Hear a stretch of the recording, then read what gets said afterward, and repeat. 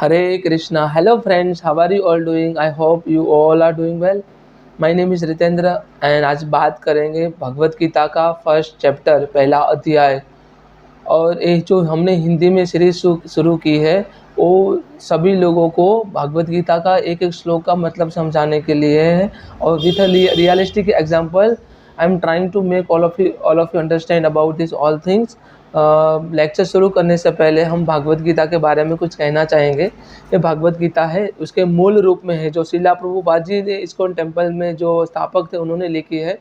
और ये जो भागवत गीता है कोई धार्मिक किताब नहीं है, भागवत गीता कोई सामाजिक किताब नहीं, भागवत गीता कोई पॉलिटिकल किताब नहीं है। Bhagavad Gita pure science and मानवता की किताब है। भागवत गीता के माध्यम से हम किसी को भी मोटिवेट कर सकते हैं। हम रैंडमली कोई भी अध्याय कोई भी श्लोक पढ़ेंगे, इनिशियली हमारे अंदर एक मोटिवेशन आ जाएगा। जो मैंने फील किया है, जो इतनी ख़राब सिचुएशन में, इतनी मतलब बैड सिचुएशन में था, हताश था, फ्रस्ट्रेटेड था, डिप्रेशन में था, भागवत गीता के माध्यम से मुझे मोटिवेशन मिला है। तो I would request all of you please read Shrimad Bhagavad Gita, follow each and every verse of Shrimad Bhagavad Gita and try to implement each and every verse of Shrimad Bhagavad Gita in your life. तो बात करेंगे पहला अध्याय श्लोक नंबर 11। पहले क्या होता है, यहाँ पे धृतराष्ट्र संजय को पूछते हैं, मामवा पांडव पुत्र किम कुरुत संजय। ये लोग क्या करे, धर्म क्षेत्र कुरुक्षेत्र में जो इकट्ठा हुए हैं वो लोग क्या कर रहे हैं। एक मतलब इकट्ठा हुए, लड़ने के लिए इकट्ठा हुए, बैटल ऑफ महाभारत के लिए हुए हैं। धर्म क्षेत्र कुरुक्षेत्र, जो जो मतलब कुरुक्षेत्र के मैदान में यहाँ पे धर्म क्षेत्र कहा गया है। और महाभारत का जो युद्ध था उसको धर्म युद्ध कहा गया है। धर्मे च अर्थे च कामे च मोक्षे भरतवर्ष, यदि हस्ति तद यंत्रे तद कवचित, यदि हस्ति तद यंत्रे तद कवचित, धर्मे च अर्थे च कामे च मोक्षे भरतवर्ष, यदि हस्ति तद यंत्रे तद कवचित।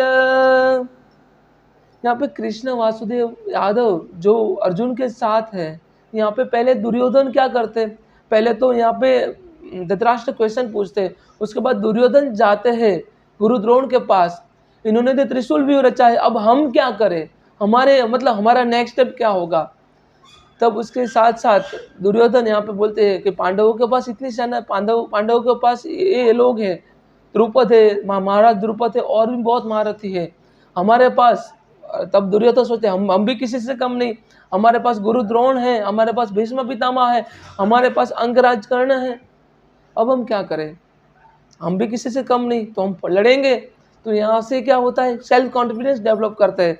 तो आगे यहाँ पे क्या कहते हैं, अयनेषु च सर्वसु यथा भागम व्यवस्थितः भीष्म न इव भीष्म कंतु पवंत सर्व इव सह, पवंत सर्व इव सह। यहाँ पे दुर्योधन क्या कहते हैं, all of you must now give full support to grandfather Bhishma. हमें क्या करना चाहिए, जो भीष्म पितामह हमारा जो बाहुबल है उनको हमें सपोर्ट करना चाहिए। जो भीष्म पितामह हमारे कैप्टन है, सेनापति है, उनको हमें सपोर्ट करना चाहिए और हमें उनके साथ खड़ा रहना चाहिए युद्ध मैदान में। सामने वाली जो अपोजिशन है, जो पांडव है, उन्होंने तो त्रिशूल भी रचा है, तो अभी हमें क्या करना होगा, भीष्म पितामह जो कहेंगे उनके साथ हमें खड़ा रहना पड़ेगा, उनके साथ हमें उनका साथ देना चाहिए। यहाँ पे आगे कहते हैं, दुर्योधन कहते हैं यहाँ पे गुरु द्रोण को, तस्य संजय हर्षस्य कुरु वृद्ध पितामह सिद्ध नाद विदधौने शृणत रमद प्रतापवान। यहाँ पे क्या होता है, भीष्म पितामह कौन से संघ से आह्वान करते हैं और युद्ध की शुरुआत करते हैं। तब यहाँ पे क्या होता है, संजय खुश हो जाते हैं और संजय ये मतलब आह्वान जो करते हैं भीष्म पितामह वो धृतराष्ट्र को बताते हैं, महाराज धृतराष्ट्र भी खुश हो जाते हैं। Then Bhishma, the great valiant, the grandsire of the Kuru dynasty, the grandfather of the fighter, blew his conch shell very loudly, बहुत तेजी से वो अपना शंख बजाते हैं, शंखनाद करते हैं यहाँ पे, and making a sound like a roar, वो गर्जनाद होता है, एक is like a lion roaring, and giving a Duryodhan joy, इसके दुर्योधन खुश हो जाता है। तत् संजयस प्रेयस्य प्रणवाग गोमुखः सहस्यव भय हयन्ति स शब्दस्य तुमदो भवतः. After that council, drum, bugles, trumpet, horns were all suddenly sounded, and combined sound was tumultuous. Combined sound, सब कुछ ढोल नगारा सारा चीज़ बजने लगे और युद्ध का आह्वान करने लगे. ये सारा चीज़ें दुर्योधन और जो गुरु द्रोण है उनके बीच में जो संवाद हो रहा है, ये डिस्क्राइब कर रहे हैं. किसको डिस्क्राइब कर रहे हैं? ये संजय धृतराष्ट्र को डिस्क्राइब कर रहे हैं. और second hand, on another hand क्या होता है? लॉर्ड कृष्णा और अर्जुन दोनों युद्ध के दोनों साइड, दोनों पार्टी के बीच में, एक तरफ कौरव है, एक तरफ पांडव है. लॉर्ड कृष्णा क्या करते? चैरियट लेके जाके ही drew the chariot and also stand in between the middle of the both army. दोनों के बीच में अपना रथ खड़ा कर देते हैं. और अर्जुन, तुम इधर तुम्हारी आर्मी देखो, यहाँ पे कौरव की आर्मी देखो, तुम्हें कहीं पे धर्म दिखाई दे रहा है? तो अर्जुन कहते, महादेव, मुझे ना ही हमारे पक्ष में धर्म दिखाई देता है, ना ही मतलब कौरव के पक्ष में दिखाई देता. मुझे दोनों में धर्म और अधर्म दोनों दिखाई दे रहा है, तो मैं क्या करूं? तो कृष्णा यहाँ पे कहते हैं, ना ही तुम धर्म को समझ पाए, ना ही तू जीवन का मूल समझ पाए. तुम ना ही धर्म समझ पाए, ना ही तुम जीवन का अर्थ समझ पाए. जीवन क्या है, धर्म क्या है, नहीं समझ पाए. जब तक हमारे हृदय में करुणा नहीं जन्म लेती, जब तक हमारे हृदय में जो करुणा होता है, किसी की पीड़ा देख के, किसी को पीड़ा में देख के हमारे हृदय में जो करुणा जन्म लेती है, उस व्यक्ति की पीड़ा को दूर करने के लिए, उसी को धर्म कहेंगे.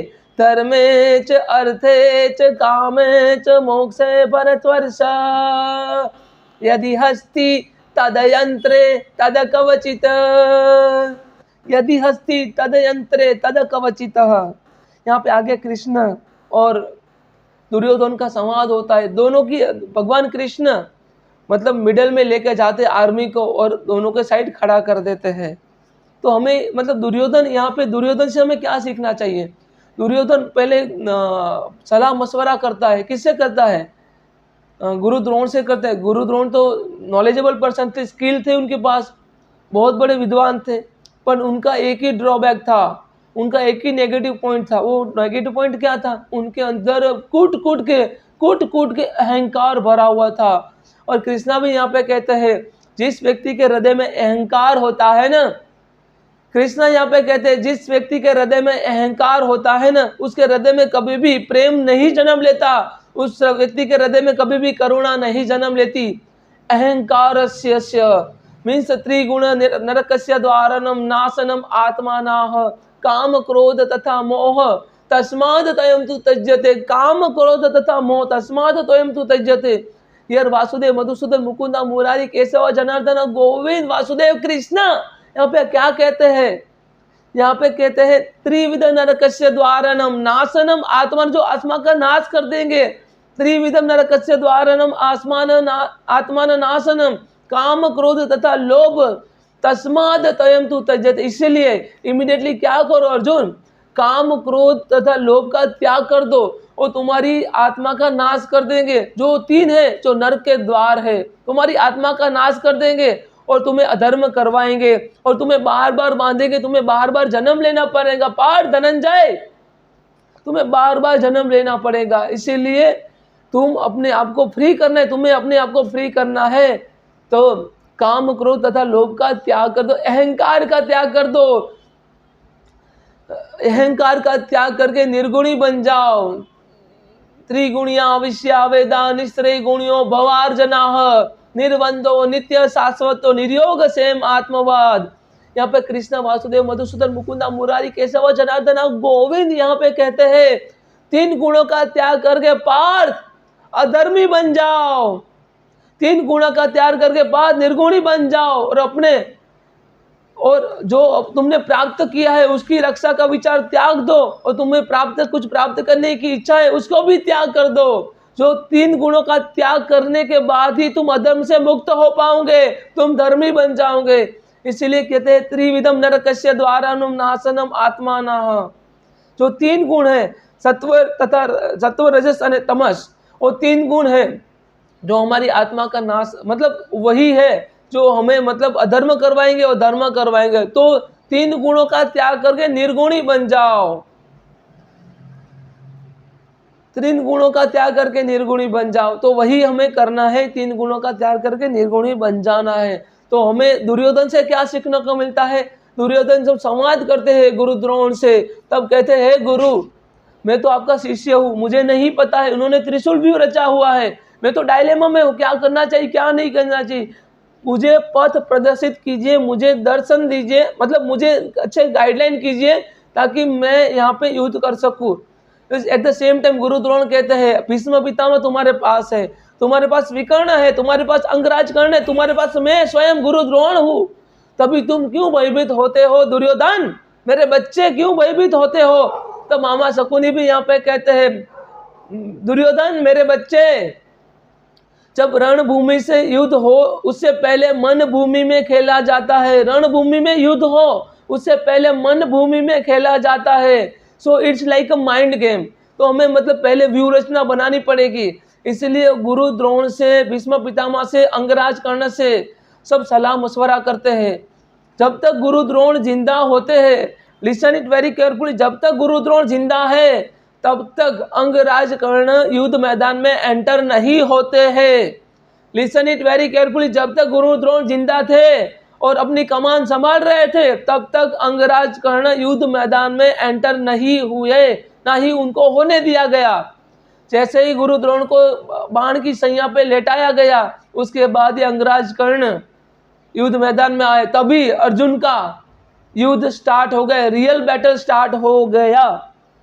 तो उसके बाद हम बात करेंगे लॉर्ड कृष्णा कैसे अर्जुन को समझाते हैं। अर्जुन के अंदर जो ग्रीवेंसीज होता है, ट्रिमेंडियस ग्रीवेंसीज, कि मुझे युद्ध नहीं करना, मैं जीता तो भी हारा और हारा तो भी जीता, मैं जीता तो भी हारा और हारा तो भी हारा, तो मैं युद्ध क्यों करूं माधव, हे मधुसूदन मुकुंदा, मैं युद्ध क्यों करूं, मैं जीता तो भी हारा और हारा तो भी हारा, मैं क्यों करूं युद्ध। दोनों विन विन, मतलब दोनों तरफ से मेरा लॉस है ना। मेरे अपने भाइयों को मार दिया तो उनकी माताएं मुझे श्राप देंगी ना, तो मैं मतलब मुझे भयभीत कर, मुझे श्राप देंगी और मुझे लोग बोलेंगे, मुझे लोग मतलब अब्यूज करेंगे, अब शब्द बोलेंगे, ऐसा अर्जुन कहते हैं। तो लॉर्ड कृष्णा कहते हैं, पार्थ धनंजय तुम नहीं जानते इस युद्ध के बाद, इस युद्ध के पश्चात मुझे किन किन प्रकारों के अपशब्द और श्रापों का सामना करना पड़ेगा, तभी भी मैं कर लूंगा, क्योंकि मुझे धर्म की स्थापना करनी है। धर्मे च अर्थे च कामे च मोक्षे भरतवर्ष यदि हस्ति तद यंत्रे तद कवचित। हमेशा एक चीज हमें याद रखनी है, कभी भी धर्म को टुकड़ों में मतलब नहीं देखना, जीवन को टुकड़ों में नहीं देखना है, तो हमें पता ही नहीं चलेगा धर्म और अधर्म क्या था।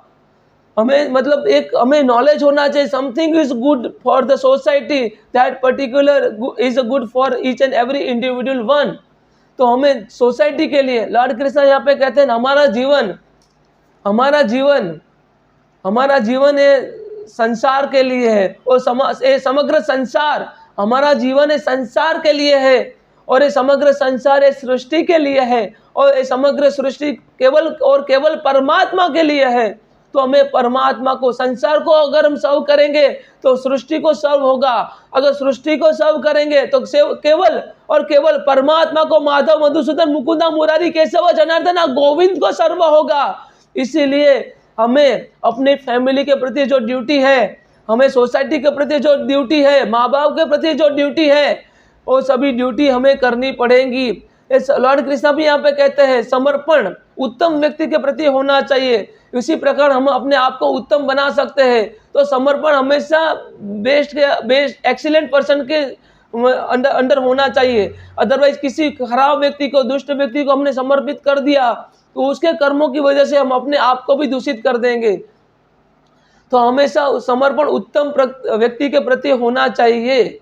जो से लोहे की जो जंजीर होती है, इससे अपराधियों को बांधा जाता है, जो पीतल की जंजीर होती है उसके मंदिर में दीपक को बांधा जाता है, दीपक के अंदर सुशोभित किया जाता है। जब जो मतलब सोने की जो चेन होती है वो गले में आभूषित की जाती है। इसी प्रकार हमें उत्तम व्यक्ति के प्रति समर्पण होना आवश्यक है।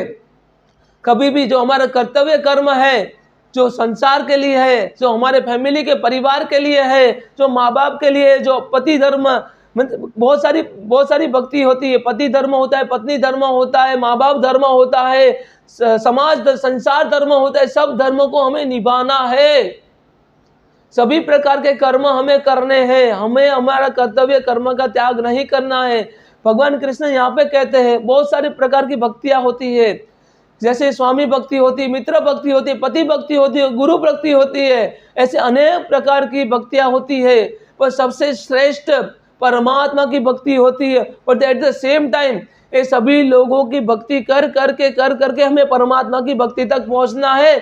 आप डायरेक्टली लिप करके परमात्मा की भक्ति तक नहीं पहुंच सकते। माँ बाप के प्रति भी धर्म निभाना है, अपने हस्बैंड और वाइफ के प्रति भी धर्म निभाना है, समाज संसार के लिए जो धर्म है, सोसाइटी के लिए जो कर्म है, वो भी हमें करना है। क्योंकि कृष्ण यहाँ पे कहते हैं हमारा जीवन इस संसार के लिए है, और ये संसार समग्र सृष्टि के लिए है, और ये समग्र सृष्टि केवल और केवल परमात्मा के लिए है। तो यहाँ पे कृष्णा कहते हैं, क्या कहते हैं कि झाड़ के कुछ पत्ते झड़ जाए या नहीं उगाए, लिसन इट वेरी केयरफुली, पेड़ के कुछ पत्ते झड़ जाए या नहीं उगाए, उसे हम सुख दुख का कारण नहीं मान सकते। पेड़ का पत्तों का काम होता है वृक्ष को जीवित रखना। तो ऐसे ही हमारा जीवन इस संसार के लिए है, और ये संसार केवल और केवल सृष्टि है, सृष्टि और परमात्मा के लिए है। तो हमें हमारा जीवन परमात्मा को खुश करने के लिए, पैम्परिंग करने के लिए उनको मतलब उनकी भक्ति में व्यतीत करना चाहिए। पर एट द सेम टाइम हमें हमारा कर्म, नियत कर्म हमारे जो फैमिली के प्रति है, हमारे जो सोसाइटी के प्रति है, जो पत्नी धर्म होता है, पति धर्म होता है, जो माँ बाप धर्म होता है, सभी धर्मों को निभा के परमात्मा धर्म की तरफ हमें आगे बढ़ना है। So I hope you all can understand. आपको किसी भी प्रकार के कोई भी क्वेश्चन हो तो आप मतलब कमेंट कर सकते हैं। Thank you so much. Hare Krishna, Radhe Radhe.